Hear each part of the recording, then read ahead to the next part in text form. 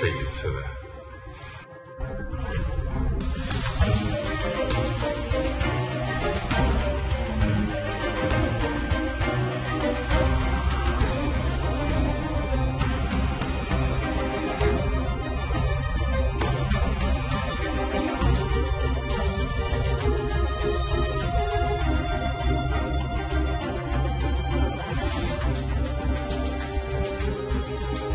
아직은 소강 국면이라고 말할 수 없다라고 말씀을 드렸습니다. 여전히 중국의 환자가 하루에 2,000명 이상 신규 환자가 생기고 있고 중국과의 교류가 많은 상황이기 때문에 언제든지 그런 연관된 사례들은 보고가 될 수 있어서 아직도 예의주시해야 되는 그런 상황이라고 보고 있습니다.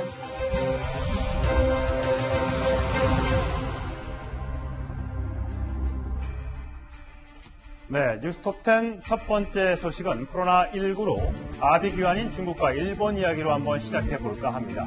본격적인 이야기에 앞서서 오늘 우리나라에서 있었던 간담을 서늘하게 했던 사건 먼저 짚어보고 넘어가겠습니다. 관련된 영상 준비했습니다. 수원 사례에 대해서는 현재 저희가 파악한 걸로는 아마 뇌졸중으로 사망한 사례로 의심을 하고 있고요. 오늘 10시 반에 검체를 받아서 검사를 했고 1시 반경에 음성으로 확인을 했다. 네, 백 교수님. 오늘 오전에 있었던 일인데 중국 동포가 이 코로나19로 사망했다는 소문이 갑자기 퍼지면서 굉장히 사람들이 놀랐었거든요. 근데 확인 결과 뇌졸중이었다고 합니다. 그 뇌졸중이라는 건 아마 좀 더 부검이 돼야 알 것 같고요. 예. 이 환자의 음성이라는 건 확실할 것 같습니다. 여기 예. 보면은 고열, 기침 등 의심 증상이 있는데 뭐 사망할 정도라 그러면 엄청나게 바이러스 양이 많은 거기 때문에 진단 결과가 틀릴 일은 없을 것 같습니다. 예. 119 구급대가 이제 이 환자를 데리고 병원에 갔기 때문에 처음에는 혹시라도 만약에 코로나19였을 경우에는 이 소방관들도 위험하니까 격리를 처음에 시켰다고 하더라고요. 근데 알고 보니까 음성이 나왔는데 다행히 음성이 나와서 사람들은 이거 코로나19가 아닌가 보다라고 하지만 과거 이제 환자 중에서는 음성이었는데 양성으로 바뀌는 경우도 있지 않았습니까? 그렇다면 이 환자의 경우는 어떨까요? 전혀 다릅니다. 다릅니다. 음성에서 양성으로 바뀌는 경우는 이제 잠복기 감염 초기에는 아주 적어서 음성으로 나왔다가 잠복기로 가면서 우리가 증상은 나타나지 않지만 양성으로 나올 수가 있습니다. 이건 바이러스 양이 엄청 작기 때문에 이 경계선상에 있을 수가 있거든요. 진단키 때 물론 민감도도 있고요. 그런 경우가 있고 또 28번 환자처럼 이렇게 회복기에 있는 사람은 처음에는 양성으로 나오다가 음성, 양성 경계선에 있다가 이제 음성으로 나오는 이게 둘 다 있을 수 있는 일인데 이런 것들은 진단키 때의 민감도에 따라 달라질 수 있습니다. 네. 워낙 이제 이 코로나19가 굉장히 사회적 관심사다 보니까 많은 국민들이 작은 뉴스에도 관심을 기울이고 또 작은 뉴스에도 또 이렇게 걱정을 하게 되는데 일단 이 환자는 음성이라는 점 분명히 말씀드리고요.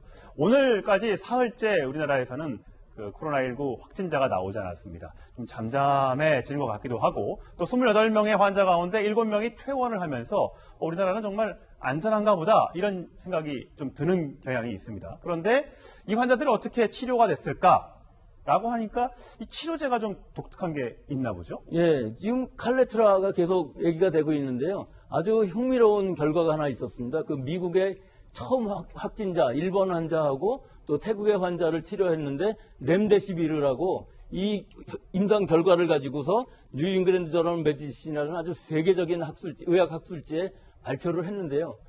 문제는 이 약이 아직 허가를 받지 못한 약인데 이게 어떤 약입니까? 이것이 이제 뉴크레오타이드 아날로그라고 그래갖고 사실은 이 칼레트라보다 좀 더 이 작용 기전으로 보면은 확실히 들을 수가 있는 보통 어디에 쓰는 약입니까? 아니 허가가 나지 않은 약이니까 쓰지를 못했죠. 지금 임상 2상 정도로 하고 있는데 중국에서 이렇게 하도 난리가 나니까 지금 중국 회사가 그거를 카피를 해서 허가도 안 난 약인데 복제를 해서 막 공급을 하고 있고 중국은 그 신속 사용 허가를 내줬거든요. 근데 우리는 쓸 수 없는 이유가 허가도 안 난 약인데다가 중국에서 그 엄청난 환자들한테 쓰고 있기 때문에 우리는 아마 구할 수도 없을 거고 우리나라에 들어와도 그 약은 쓸 수는 없을 겁니다. 하지만 이런 임상적인 그 수많은 사람들한테 한번 임상시험을 해보고 나면은 이 약은 허가받기도 더 좋아질 겁니다. 근데 우리가 에이즈 치료제를 조금 투약해서 좀 효과를 봤다는 얘기가 있던데 그 에이즈 치료제가 이 코로나19 바이러스에 뭐가 적용할 수 있는 겁니다. 그거는 아직까지 확실치가 않습니다. HIV의 그 단백질 분해 요소는 특이하거든요. 근데 이 코로나19인 경우는 조금 다른 점이 있어서 이 지금 이론적으로는 잘 성립되지 않지만 일단 임상 효과가 있었다고들 이제 얘기하고 메르스 때도 사스 때도 그런 게 있었기 때문에 연구 결과는 좀 있습니다만 아직도 그런 확인된 그런 그 매뉴얼은 아닙니다. 예. 일단 우리나라에서 젊은 분들은 본인의 자가치유가 되는 경우도 있었고요. 또 안 좋은 분들은 이런 그 치료제를 통해서 좋아진 경우도 많다고 하니까 너무 확진됐다고 해서 너무 걱정하실 것도 아닌 것 같습니다. 자, 우리나라는 이런데 중국은 지금 난리가 났습니다. 후베이성에서만 하루에 이 사망자가 242명, 확진자가 15,000여 명에 육박할 정도로. 그러니까 전날보다 10배 가까이 증가한 겁니다. 그런가 하면 떠다니는 바이러스 배양 접시로 불리는 오명이 있었던 일본 크루즈선도 이제 난리가 났는데 중국이 조금 주춤해질 것 같다라는 얘기가 있었는데 갑자기 이렇게 숫자가 늘어난 건 어떻게 해석해야 됩니까? 원래 지금까지도 중국 통계 자체가 별로 신빙성이 없었는데요. 예. 지금 오늘 결과는 좀 너무한 것 같습니다. 사실 지금까지는 유전자 진단 결과로 양성을 했었는데 실제로 이 결과는 뭘 얘기하냐면은 임상 증상만을 가지고 그건 무슨 얘기냐면 엑스레이나 CT 결과만을 가지고서도 환자로 했다 하는 얘기인데 그 얘기는 거꾸로 뒤집어서 생각해 보면은 유전자 진단을 다 못한다는 얘기거든요. 그러니까 유전자 진단에 상관없이 지금까지 그냥 환자라고 생각했던 의심 환자들, 네. 뭐 90% 정도 임상 증상 이런 것도 굉장히 애매한데요. 네. 그렇게 해서 그냥 임상 증상만 가지고 환자로 한꺼번에 다 집어넣기 때문에 아까 진료본부장도 2,000명대로 떨어졌다고 얘기를 하지 않았습니까? 예. 그 정도가 보통 수준인데 이 우한이나 후베이 같은 경우는 의료, 뭐 방역 모든 것이 다 붕괴됐기 때문에 지금까지 다른 성에서는 그렇게 뭐 진단 같은 게 문제가 없었기 때문에 정확한 수치가 나왔었지만 우한 후베이의 지금 확진자나 사망자는 큰 의미가 없는 것 같습니다. 예. 통계적으로는. 예. 그러니까 확진자는 10배가 늘었고 사망자는 2배가 늘었다고 합니다. 그러니까 뭐 중국 정부의 발표처럼 이게 뭔가 좀 진단하는 방법이 달라져서 확진자가 늘어날 수는 있지만 사망자가 이렇게 갑자기 늘어나기는 좀 어려운 거 아닙니까? 그 사망자도 결국은 그게 마찬가지입니다. 지난번에 그 일본 60대 환자 한 명 사망했는데 그 사람 진단이 안 됐습니다. 그러니까 이 진단이 제대로 이루어지지 않기 때문에 사망자도 그렇고 뭐 97명이다가 갑자기 하루 만에 모든 사람이 나빠져서 이렇게 242명이 될 수는 없는 거기 때문에 지금까지 그 원인을 잘 몰랐던 것들을 그냥 한꺼번에 몰아서 통계에 집어넣어서 저런 결과가 나온 것 같아서 예. 앞으로 춘절이 지난 다음부터 어떻게 변하느냐 특히 우한이나 후베이를 제외한 지역에서 얼마나 줄어드느냐 그게 더 문제고 그렇군요. 지역사회 감염이 얼마나 있느냐 이게 우한이나 후베이는 뭐 엄청나게 많기 때문에 저기의 통계는 뭐 지금 믿을 수도 없고 다른 지역으로 얼마나 퍼져나가느냐. 네, 그렇죠. 그 우한이나 후베이는 격리를 지금 사회주의 국가이기 때문에 격리를 엄청나게 하고 있어서 실제로 사망자나 확진자보다는 그 외의 지역의 거동이 더 중요할 것으로 보입니다. 네, 상황이 이런데 사실 시진핑 중국 국가 주석은 괜찮다, 이겨낼 수 있다 이렇게 얘기하고 있습니다. 들어보시죠. 信心百倍的打好这一场阻击战总体战，打好这一场人民战争我们一定要树立信心，一定会胜利的。 네, 이도훈님. 네네. 이게 중국 입장에서는 뭐 저렇게 얘기할 수밖에 없을 겁니다. 뭐 불안합니다. 뭐 우리가 또 기다려 주십시오. 이렇게 얘기할 수는 없으니까 본인들은 할 수 있다고 합니다만 통계적인 수치가 이렇게 나와버리니까 중국은 참 믿기 어렵다. 시주석도 믿기가 어렵다. 그 시주석을 굉장히 지금 비판하는 목소리도 중국 내에서 많이 나오더라고요. 그렇습니다. 현재 지금 그 전염병 상황도 굉장히 그 위중하고 여기에 집중을 해서 지금 해결을 해야 되겠지만 조금 중장기적으로 보면 경제 문제 그리고 그 정치 외교의 문제도 있는데 지금 이 신종 코로나 때문에 1분기 중국의 성장률이 0%가 될 가능성이 크다고 지금 국제사에서 전망하고 있는데 그렇게 될 경우에 굉장히 그 중국 내부의 그 경제력 굉장히 크게 저하될 수 있고 사실 우리나라에도 굉장히 큰 영향이 있습니다. 근데 그 경제 성장을 못하게 되면은 농촌에서 도시로 올라온 농민공이라는 그 계층이 있는데 크게 영향을 받고 그 경제력 문제가 곧바로 정치적인 그 혼란으로 올 수가 있거든요. 그래서 앞으로 경제뿐만 아니라 그 중국 내부 정치도 굉장히 그 도전받을 가능성이 크고 그동안 중국을 미국과 함께 그 G2라고 불렀는데 과연 중국을 G2라고 부를 만한 나라인가? 그동안 그 중국의 그 통치 모델이 민주적은 아니지만 굉장히 효율적이라는 판단은 있었는데 지금 보니까 도저히 위기 관리도 안 되는 거 아니냐?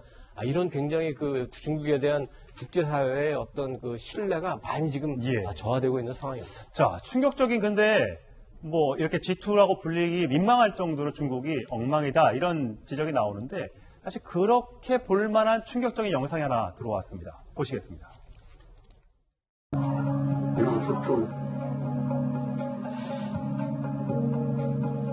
对这人道德太败坏。你真要是有那个病的话，你传染你整个人，这是人干的事儿吗？你说这玩意儿。 자, 장해찬 평론가. 네. 물론 아주 일부의 그 몰지각한 사람의 행동이겠지만, 이걸 보면, 중국 괜찮을까? 이런 생각이 좀 듭니다. 지금 보시는 것처럼 저 침을 뱉은 아파트에 이미 30명 이상의 환자가 나와서 위험 지역으로 분류가 된 곳이라고 해요. 그런데 현관문뿐만이 아니라 CCTV 외부에 계단에도 이렇게 침을 뱉으면서 매우 위험한 행동을 했다고 합니다. 그리고 골목에 나가서 다른 주민들과 마주쳤을 때는 마치 아무 일도 없었다는 듯 딴청을 피우는 모습마저 보여줬다고 하는데 지금 자가격리 조치를 받은 집의 문에 이렇게 침을 뱉은 것은 사실상 이러한 바이러스, 코로나19 바이러스를 더 퍼뜨리기 위한 그런 행동으로 보이거든요. 이 여성의 정확한 상태에 대해서 아직까지 중국 당국이 정보를 공개하고 있지 않습니다만 지금 우한시 내부가 그만큼 아비규환인 상태에서 심리적으로도 저렇게 불안하고 이상한 행동을 보이는 사람들이 점점 더 늘어나고 있다는 점. 그리고 중국 당국이 우한시에서 교통만 막은 것이 아니라 이제는 집 밖으로 못 나오게 하는 통제 조치까지 시행하지 않았습니까? 예. 사람들이 고립이 되다 보면 공포감이 점점 늘어나면서 이상행동, 돌발 행동을 하는 사람들이 훨씬 더 많아질 수 있겠다. 예. 이러한 주민들에 대한 통제 방안도 중국 정부가 딱히 마련하지 못하는 것으로 보이면서 우한의 상황이 점점 악화될 것 같아서 걱정스럽습니다. 예, 제가 하나 인터뷰를 소개해드릴까 하는데 우리나라에 들어왔던 일본 확진자 있지 않습니까? 중국인이었습니다. 근데 완치가 돼서 퇴원을 했고 고향인 우한으로 돌아갔습니다. 그 우한 소식을 저희한테 전해왔는데 한번 들어보시죠. 区别真的很大。我们武汉就是在东部，还是一个就是比较大的城市，然后也是比较热闹的。可是这次之后，现在基本上整个武汉市就像按下了禁止键，没有任何人在街上走，所有的人都在家里。 네, 차라리 한국에 있었으면 어떨까 생각도 드는데 고향에 중국에 갔지만 굉장히 적막한 도시의 모습, 삭막한 도시의 모습을 전해주었습니다. 자, 중국뿐만이 아닙니다. 아까 앞서서 말씀드렸다시피 일본도 굉장히 지금 난리가 났습니다. 특히 배 한 척 때문에, 크루즈 때문에 아비규환이라고 하는데요. 또 확진자가 또 늘어서요. 44명이 추가돼서 배에서만 218명이 감염이 됐습니다. 이 대책 없는 격리가 부른 참사가 아니냐 이런 지적이 나오고 있는데 목소리 하나 준비했습니다. 들어보시겠습니다. The ship is equipped with air filtration systems like those found in land-based hotel resorts and casinos. And in accordance with those hotel standards, our ships have a mix of fresh air and recirculated air that goes through a filter. 이렇게 깨끗한 공기가 들어간다고 하는데 괜찮을 것 같은데 배에서 지금 200명이 넘는 감염자가 저는 말도 안 되는 소리인 것이 공조라는 것이 헤파 필터를 통하는 것도 아니고 이 바이러스는 얼마든지 이걸 통과할 수 있기 때문에 저는 전혀 얘기도 안 되고요. 지금 218명이라고 그러셨는데 사실은 정확하게는 219명입니다. 한 명 검역관은 여기에 안 들어가 있거든요. 이 검역관이라는 사람이 감염될 정도로 방호복도 안 입고 가서 체온을 쟀다는 건 이건 일본 이 방역 시스템이 얼마나 한심한가 하는 걸 알 수가 있고 이 크루즈 문제는 결국은 최악의 길로 지금 가고 있는 것 같습니다. 아직 500명 정도밖에 진단을 안 했는데 벌써 이 안에서 219명이 감염이 되었다는 거거든요. 나머지 3,500명 정도 이런 사람들이 어떻게 할 것이냐 앞으로 그 아니 지금 뭐 외신에서는 그 패트리디시라고 그러는데 그건 세균을 키우는 것이고요. 저희는 바이러스를 키울 때는 CO2 인큐베이터라고 그래갖고 이 배양기 안에서 키웁니다. 거의 인큐베이터 수준으로 지금 늘어나고 있는데 이게 굉장히 심각한 것이 오늘에야 이제 그 노약자들하고 창문 없는 방에 있는 사람들을 이제 밖으로 이송하겠다고 그러는데. 그 창문 없는 방에 있는 사람들을 바깥으로 빼내는 건 왜 그런 겁니까? 우리 보통 사람들도 창문 없는 아주 좁은 선실에서 2, 3일만 있으면 아마 패닉 상태가 될 건데요. 더구나 노인들, 거기에 기저질환까지 있는 면역력이 굉장히 약한 사람들이거든요. 그 사람들이 그런 상황에 들어가면은 아마 사망자가 나오면 더 패닉 상태로 갈 것 같습니다. 이게 지금 어떤 방식으로라든지 바이러스가 없는 상황으로 우리는 그렇게 격리 잘하지 않았습니까? 그 지난번에 그 21세기 광주에 있는 21세기 병원도 그 안에 사람이 너무 많기 때문에 4, 5인실에 있던 그 층이 다른 사람들은 다른 데로 옮겨서 하는 것이 이게 코호트 격리에 더 심각한 격리가 되는 거거든요. 우리는 그런 걸 못하고 일본은 그런 걸 못하고 있기 때문에 이 방역이 전혀 이루어지지 않는 완전 후진국이기 때문에 이건 문제가 아주 심각합니다. 앞으로. 예, 지금 이 크루즈선 안에는 우리 국민도 14명이 타고 있습니다. 승객 9명을 포함해서 그 안에 있는 선원들까지 포함하면 14명인데 이 국민들을 어떻게 데리고 와야 되는 것 아니냐 이런 얘기가 계속 나오고 있는데 그 목소리, 대책 들어보시죠. 한국 음식들 좀 이제 또 원하시는 것 같아가지고 김치라든가 그다음에 이제 컵라면 그다음에 김이라든가 이런 식품류를 좀 저희 요청을 했고 치약 칫솔이라든가 그다음에 이제 의약품인 이제 파스 같은 거를 좀 저희한테 요청을 했습니다. 일본 크루즈에 우리 국민 14분이 해상 격리되어 계십니다. 우리 국민의 귀국이 필요하다고 판단될 경우 일본 정부와 긴밀히 협의하면서 안전한 귀국을 위해 최선을 다하겠습니다. 대표님, 본인들은 일단 14명은 뭐 한국에 올 생각이 당분간은 없다라고 얘기를 하고 있나 봅니다. 어떻게? 이게 지금 다 말도 안 되는 일인 것이 이분들이 제일 교포들이거든요. 예. 그리고 크루즈선을 탔으니까 뭐 놀러 간 거 아니냐 하는 뭐 이런 정서도 있을 것 같고 네. 이분들도 다 주소가 일본이기 때문에 그렇게 요구하기도 어려운 것 같은데 이게 결국은 3,700명이나 타고 있었다가 이제 100몇십 명 밖으로 나왔으니까 3,500~600명 되는데요. 네. 미국이나 캐나다, 호주 등도 있거든요. 승객들이 많이 있습니다. 미국만 해도 400몇 명이나 되기 때문에 결국은 이 여러 나라들이 공조를 해서 지금 벌써 늦었거든요. 지금이라도 빨리 이송을 하는 것이 답이라고 봅니다. 네.